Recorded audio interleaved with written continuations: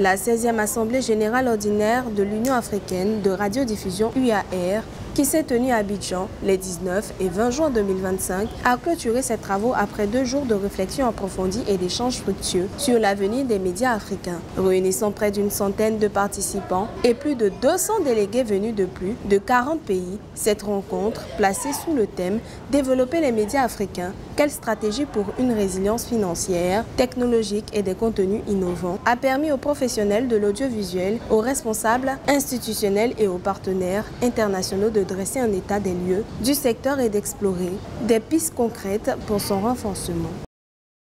Nous avons travaillé dans des conditions les meilleures qui soient. Ici, nous avons travaillé et nous avons réfléchi sur l'avenir de l'audiovisuel africain. Et nous avons trouvé des solutions. Des solutions qui ne seront peut-être pas les meilleures, mais qui sont un début. La solution, c'est de se mettre ensemble, pourquoi pas grâce à l'UAR, comme ça a été fait avant, on achetait les droits sportifs, pourquoi pas acheter des droits de films tout simplement, des droits, partager nos magazines, partager les programmes que nous fabriquons maison.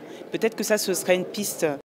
En clôture, le directeur général de l'UAR, Grégoire Ndjaka, a annoncé un partenariat avec l'UNESCO pour lancer d'ici fin 2025 un projet d'éducation aux médias dans une quarantaine de pays africains. Objectif, renforcer l'esprit critique des citoyens face à la désinformation. La cérémonie a aussi été marquée par la remise des prix UAR, récompensant les meilleurs acteurs du secteur audiovisuel africain pour leur innovation et leur contribution au développement des médias sur le continent.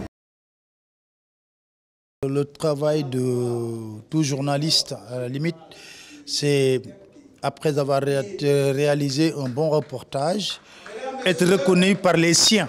Ce n'est pas la première fois que la RTS remporte un prix. L'année dernière, la RTS avait remporté le prix de meilleur reportage de la télévision.